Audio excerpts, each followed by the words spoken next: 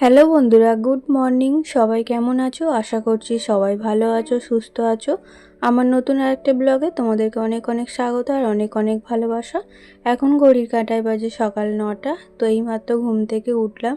তো এখন শরীরটা ভালো না বলে বেলাতেই ঘুম থেকে ওঠা হচ্ছে। 9টার সময় উঠে এই যে ওষুধ খাবো বলে তাই জন্য ছাতু গুলে দিচ্ছে মেয়ে। আর গোটা খাবার তো একদমই খেতে পাচ্ছি না, কারণ এখন তো খাওয়া বারণ আছে। গোটা খাবার 3 দিন বারণ করেছে। আজকে সবে হচ্ছে 2.5 দিন না 2 দিন হচ্ছে। 3 দিন পর থেকে গোটা খাবার খেতে বলেছে, তাও অনেক সাবধানে খেতে বলেছে যাতে না সেলাইয়ের মাঝে কোনো রকমভাবে খাবার ঢুকে যায়। তো তাই এখন লিকুইড খাওয়া হচ্ছে। সকালবেলা ছাতুটা কোনো রকমে খেয়ে ওষুধ খেলাম। আর আজকে আমার কি বলবো, শরীরটা এতটা পরিমাণে খারাপ হয়ে গিয়েছিলো, তাই 2 দিন তোমাদের সঙ্গে ব্লগ শেয়ার করতে পারিনি। এই যে দেখতে পাচ্ছ আমি ঘরের কাজকর্মগুলো করছি, এখন আমি অনেকটা সুস্থ আছি, কিন্তু ঘরের কাজকর্মগুলো করে ঘর দালান মুছেছি। মোছার পর শরীর এত খারাপ হয়ে গিয়েছিলো, মাথা ঘুরে পড়ে যাচ্ছিলাম। তো অনেক কষ্ট করে সবাই মিলে ধরে বিছানায় শুইয়ে দিয়েছিল। তারপর থেকে আর 2 দিন আমি কোনো রকম উঠতে পারিনি বিছানা থেকে। ওই যে এত পরিমাণে ওষুধ খাওয়া হয়ে যাচ্ছে, আমার তো ওষুধ খেতে একদম ভালো লাগে না। তো সারাদিনে অন্তত 10-12টা করে ওষুধ খেতে হচ্ছে। ওই ওষুধ খাওয়ার কারণেই আমার শরীরটা খারাপ বেশি হয়ে যাচ্ছে। তো আজকে এখন পর্যন্ত ঠিক আছে, তো এই সবে ওষুধটা খেলাম, তাই এখনও পর্যন্ত কিছু হয়নি, কিন্তু ঘরটা মোছার পর মাথা ঘুরে আমি পড়ে যাচ্ছিলাম। তো তাই ভাবলাম এই ব্লগটা তো করা আছে 2-3 দিন আগে থেকে, কিন্তু এই যে ভয়েস দেওয়া হচ্ছে না বলে, এডিট করা হচ্ছে না বলে পোস্ট করতে পারছিলাম না। তো আজকে অনেকটা শরীরটা ঠিক আছে, আর আজকে থেকে আমার ওষুধ বন্ধ হয়ে গেছে। যেদিন আমি ভয়েস দিচ্ছি, তো যেদিন ভয়েস দিচ্ছি আজকে হচ্ছে মঙ্গলবার, আমি ভয়েসটা দিচ্ছি। আর এই ভিডিওটা করা ছিল মনে হয় শনিবার না কিবার করেছিলাম, মনে হচ্ছে শনিবারই। যাই হোক, শনিবারের ব্লগ তোমরা দেখতে পাবে হচ্ছে বুধবারে। আগে থেকে যদি ব্লগটা রেডি করে রাখতাম তাহলে তোমাদের সঙ্গে আগে থেকে পোস্ট করতে পারতাম, কিন্তু শরীর না ঠিক থাকলে কি করে কি করব বলো। তো এখন এই যে অনেক দিন ঘর দালান পরিষ্কার করা হচ্ছে না, আর আমার ঘর দালান দেখে যেন কীরকম হচ্ছে। সব সময় পরিষ্কার পরিচ্ছন্ন করে রাখি, তো ঘর দালান নোংরা হয়ে থাকলে অপরিষ্কার হয়ে থাকলে নিজেরই ভালো লাগে না। তো কোনো রকমে একটু উঠতে পেরেছি বিছানা থেকে, উঠেই এখন এই যে ঘরের কাজে লেগে পড়েছি। হাজবেন্ড কিন্তু অনেক বকাবকি করছে যে এখন তোমাকে কাজকর্ম করতে বারণ করেছে, তুমি কেন করছো। যার জন্যে মাকে এনে রেখেছি, ঘরের কাজ করতে বারণ করা আছে বলে। কিন্তু ওই যে কাজের মানুষ, চুপ করে বসে থাকতে পারি না কাজ না করলে। তো শরীর যখন খুব অসুস্থ থাকে তখন শুয়ে পড়ি, শরীর একটু ঠিক হলেই উঠে পড়ি। একদম আমি বেশিক্ষণ শুয়ে থাকতে পারি না। মা তো সকালবেলা দালান টালান সব মুছে পরিষ্কার করে নেয় ঝাড়ু দিয়ে। তারপরে এই যে এখন বাজে ওই 10:30টার মতো বাজে, 10:30 11টার মতো। তো ঘরটা তো মুছতে হবে, না মুছলে তো আর পুজো করা হবে না। তো সকালে যদি ঘরটা আমার খোলা থাকে তো মা মুছে দেয়, কিন্তু আমি আর আমার হাজবেন্ড থাকি বলে ঘরের মধ্যে মা ঘর খোলে না। আর ওই শুধু দালান রান্নাঘর এগুলো পরিষ্কার করে নেয়, শুধু আমার ঘরটা বাকি থাকে। আর হাজব্যান্ড দেখো ওই যে এত পরিমাণে ওষুধ খাওয়া হচ্ছে, তাই জন্য ডাব এনে রেখে দিয়েছে, কিন্তু ডাবের জলও খেতে পাচ্ছি না। ডাবের জল কি, কোনো নর্মাল জলও আমি খেতে পাচ্ছি না। এত মুখটা বাজে হয়ে গেছে, কোনো রকম খাবার দাবারও খেতে পাচ্ছি না। না খেয়ে খেয়ে শরীর আরও দুর্বল হয়ে যাচ্ছে, আর এত ওষুধ খাচ্ছি তাই মাথা ঘুরে ঘুরে বারে বারে পড়ে যাচ্ছি। আর মা আমার কাছে এসে অনেক পরিশ্রম করছে, ঘরেও যেমন পরিশ্রম করে, এখানে তো আমি কি বলবো, আমার প্রতিটা টাইমে টাইমে গরম জল করা, এটা করা ওটা করা সব মা করে দিচ্ছে। মায়েরও প্রচুর খাটুনি হয়ে যাচ্ছে। মাকে বলেছি মঙ্গলবার বাড়ি যেতে, তো যদি শরীর ঠিক থাকে মঙ্গলবার যাবে, নইলে বুধবার সকালে যেতে বলেছি। দেখি কি হয়, শরীরের ওপর নির্ভর করছে। আর মায়েদের ওখানে তো পুজো, দশহরাতে তো খুব পুজো হয় ওখানে, কি বলবো, অনুষ্ঠান করে পুজো হয়, দশহরা মনসা পুজো হয়। তো ওখানে সবাই আনন্দ করছে, মা এখানে আমার কাছে পড়ে আছে। তো মাকে বলেছি বুধবারে চলে যেতে, তারপরে আমার যদি বৃহস্পতিবার সেলাই কাটে কিংবা শুক্রবার সেলাই কাটে তারপরে আমি যাব বলেছি, কিন্তু এখন তো যেতে পারবো না। আর এই যে দেখো ঘর দালান সব ঝাড়ু দিয়ে নিলাম, নিয়ে এখন এই যে মপ দিয়ে ঘরটা মুছে দেব। তো আমার মেয়ে বলছিল যে ও মুছবে বলে, আমি বললাম না তুই পারবি না, আমাকে দে, আমি আস্তে আস্তে করে মুছে নেব। দুদিন ঘরটা আমি মুছিনি, তো আজকে আমি ঘরটা মুছছি। দুদিন মুছিনি না, রবিবারও মুছেছিলাম, তো আজকে মুছছি। তারপর আর 3 দিন কোনো রকম ঘর মোছা ঘর ঝাড়ু কিছু কাজ করতে পারিনি।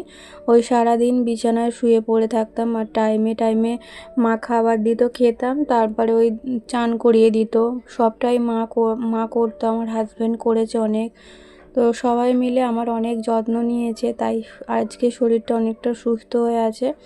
তো এখন এই যে মা রান্না বান্না করছে, তো মেয়ে হচ্ছে ব্লগটা করছে। আমার যেহেতু শরীর, তোমাদের তো বললাম ঘরটা মোছার পর শরীর খুব অসুস্থ হয়ে গেছিলো, এই যে মাথা ঘুরে পড়ে যাচ্ছিলাম, তারপর আর বিছানা থেকে উঠতে পারিনি। তো মা এখন এই যে বড়ার ঝাল বানাচ্ছে, আজকে শনিবার। তো মেয়েকে বললাম ব্লগটা যখন শুরু করেছি ব্লগটা তো শেষ করতে হবে, তো মেয়েকে বলতে মেয়ে এখন এই যে একটু ব্লগ তোমাদের সঙ্গে শেয়ার করছে, মা রান্না বান্না করছে। আর বড়ার ঝালটা না খুব ভালো হয়েছিল। আজকে অনেক কষ্ট করে মা আলাদা করে ভাত রান্না করে দিয়েছিল আমার জন্যে, একদম গলা ভাত, তো সেটা দিয়ে আর এই ঝাল ঝাল তরকারি দিয়ে একটু ভাত খেতে পেরেছি। অল্প একটু খেয়েছি, তবে খেয়ে অনেক শান্তি পেয়েছি। গলা গলা জিনিস, লিকুইড খাবার একদম খেতে পাচ্ছিলাম না। তো মায়ের এখন রান্না বান্না হয়ে গেছে, এখন এই যে গ্যাসটা পরিষ্কার করে মুছে নিচ্ছে। মা তো ঘর দালান সবসময় পরিষ্কার পরিচ্ছন্ন করছে, তারপরেও যেন মনে শান্তি হচ্ছে না। মনে হচ্ছে নিজে থেকে করতে পারলে ভালো হতো, নিজের মতো করে সুন্দর করে গুছিয়ে রাখতে পারলে ভালো হতো। আসলে কি বলতো, মা তো সব দিকটা সামলাতে পারছে না, এদিকের জিনিস ওদিক হয়ে যাচ্ছে আর ওদিকের জিনিস এদিক হয়ে যাচ্ছে। তো আমার রান্নাঘরের র্যাকটা এত এলোমেলো হয়ে গেছে, তো দেখে মনে হচ্ছে যেন গুছিয়ে ফেলি, পরিষ্কার করে ফেলি, কিন্তু ওই যে কাজ করা বারণ। তো এখন এই যে মা গ্যাস বেসিন সুন্দর করে মুছে পরিষ্কার করে নিচ্ছে, আর আমার মেয়ে হচ্ছে ভিডিওটা করে দিচ্ছে। তারপরে কি রান্না হলো না হলো তোমাদের সঙ্গে একটু শেয়ারও করে দিল আমার মেয়ে। এই যে বড়ার ঝাল করেছে, আর হচ্ছে ভাত, এই যে গরম গরম ভাত, আর হচ্ছে মুগের ডাল। আর সেরকম কিছু বানাতে পারে না, আমি হলে তবু এটা সেটা করে একটু রান্না করি নিরামিষের দিনকে। কিন্তু আমার রান্নাঘরটা তো প্রচণ্ড গরম, মা আর কি থাকতে পারছে না রান্নাঘরে বেশিক্ষণ, মায়ের খুব কষ্ট হচ্ছে।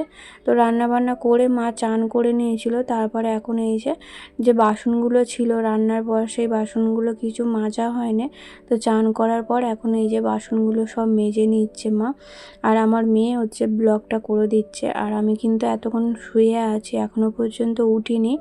তো সন্ধেবেলার দিকে যদি বিকেলবেলার দিকে যদি শরীরটা ঠিক থাকে, তো বিকেলবেলা একটু উঠবো। কি বলো তো, সব সময় শুয়ে থাকতে পারছি না, পিঠ কোমর সব ব্যথা হয়ে যাচ্ছে, কিন্তু ওই যে রোগের জন্য শুয়ে থাকতে হচ্ছে। আর আমাদের দেখো না, ড্রেনটা এত জাম হয়েছে, পাতকোতলায় পুরো জল জমে গেছে। তো ওখানে যে সাইকেলগুলো আছে, সাইকেলগুলো না সরালে না ড্রেনটা পরিষ্কার করতে পারছি না, তার জন্য দেখো আমার পাতকোতলা পুরো জলে ভরে গেছে। আর যাদের সাইকেল তারা সেই বিয়েবাড়ির সময় রেখে গিয়েছিল, তো আমাদের পাশের বাড়ি যাদের বিয়েবাড়ি ছিল তারা রেখে গিয়েছিল, কিন্তু এখনও পর্যন্ত সাইকেলগুলো নিয়ে যায়নি। তো একদিন বলতে হবে যে সাইকেলগুলো নিয়ে যাওয়ার জন্যে। আর এখন এই যে দেখো এই জামা প্যান্টগুলো পরে সেই মানে দাঁতের অপারেশন হতে গিয়েছিলাম, তো জামা প্যান্টগুলো এসে খুলে রেখেছিলাম, মা কেচে দিয়েছিল।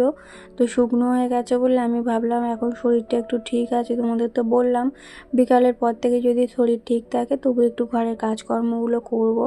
একদম ভালো লাগছে না, ঘরের কাজকর্ম করতে পারছি না বলে ভালো লাগছে না। তো এখন এই জামা প্যান্টগুলো ভাঁজ করে নিলাম, নিয়ে এখন আলমারিতে তুলে দেব। তারপরে বানাবো একটু চা। মা না কি করছে বলো তো, নিজে চা খেতে মানে চায়ের এত নিজের নেশা আছে, কিন্তু আমার বাড়ি এসে না নিজে চা করে একদম খেতে চাইছে না।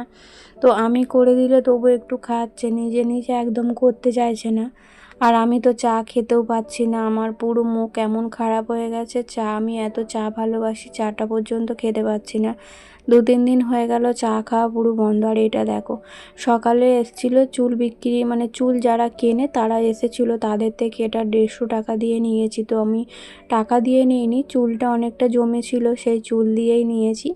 তো আজকে নিয়েছি, তো তাই জন্য তোমাদের সঙ্গে একটু শেয়ার করলাম। আর নিয়েই দেখো সন্ধ্যাবেলা আমার ইচ্ছে হলো যে আমি নতুন জিনিসটাই আজকে চা বানাবো। তো সবার জন্য এই যে লিকার চা বানাতে এসেছি, কিন্তু এই যে চা বসাতে গিয়ে আমার একটা বড় দুর্ঘটনা ঘটে গেছে। এটা আর কি নিচের দিকটা এত স্লিপ, তো চাটা নামিয়েছি, চা হয়েও গেছে, চাটা নামিয়ে যখন রাখতে গেছি তখন স্লিপ করে মানে নিচে পড়ে যাচ্ছিল। আর আমি ওই গরম অবস্থাতেই হাত দিয়ে ধরেছিলাম, বড় বড় ফোসকা হয়ে গেছে হাতে। তো আমার হাজবেন্ড দেখে খুব বকাবকি করছিল, আমাকে বারণই করেছিল যে চা তোমাকে করতে হবে না, মা করে নেবে। কিন্তু নতুন জিনিসের একটা আলাদা আনন্দ, আলাদা মানে কি বলবো, একটা অনুভূতি আমার খুব ভালো লাগে যখন রান্নাঘরে নিত্য নতুন জিনিস কিনি। তো বন্ধুরা চলো আজকের ব্লগটা এই পর্যন্তই।